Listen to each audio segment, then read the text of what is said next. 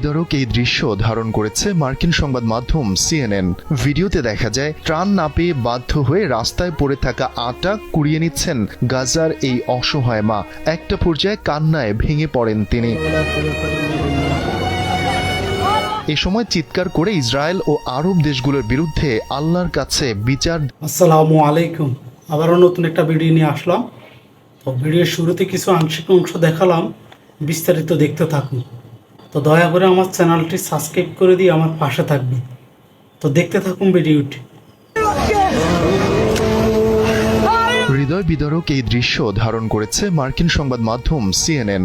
ভিডিওতে দেখা যায় ত্রাণ না পেয়ে বাধ্য হয়ে রাস্তায় পড়ে থাকা আটা কুড়িয়ে নিচ্ছেন গাজার এই অসহায় মা। একটা পর্যায়ে কান্নায় ভেঙে পড়েন তিনি।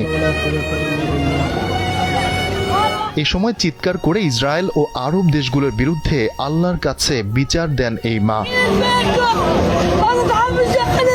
ভিডিওতে এই নারীকে বলতে শোনা যায়, মহান আল্লাহ আমাদের জন্য যথেষ্ট। সবকিছু সুন্দরভাবে সমাধান করার ক্ষমতা একমাত্র তার হাতে রয়েছে। ইসরায়েলের উদ্দেশ্যে ক্ষোভ ঝেড়ে তিনি বলেন, তোমরা আমাদের ক্ষুধার্ত রেখেছ। এরপর আরব দেশগুলোর বিরুদ্ধে বিচার দিয়ে তিনি বারবার বলতে থাকেন, আল্লাহ আরবদের বিচার করুক।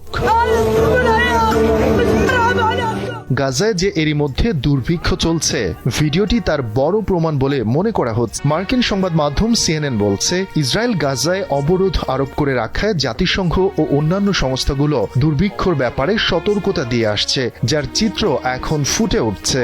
যদিও অনেকের মতে গাজায় ইতিমধ্যে দুর্ভিক্ষ শুরু হয়েছে। সিএনএন আরও জানিয়েছে, গেল 31 মে গাজার খান ইউনিস থেকে ধারণ করা হয়েছে এমন হৃদয় বিদারক দৃশ্য, যা কাঁদিয়েছে বিশ্বের কোটি বিবেকবান মানুষকে। দয়া করে চ্যানেলটি সাবস্ক্রাইব করে দিয়ে আমার পাশে থাকবেন।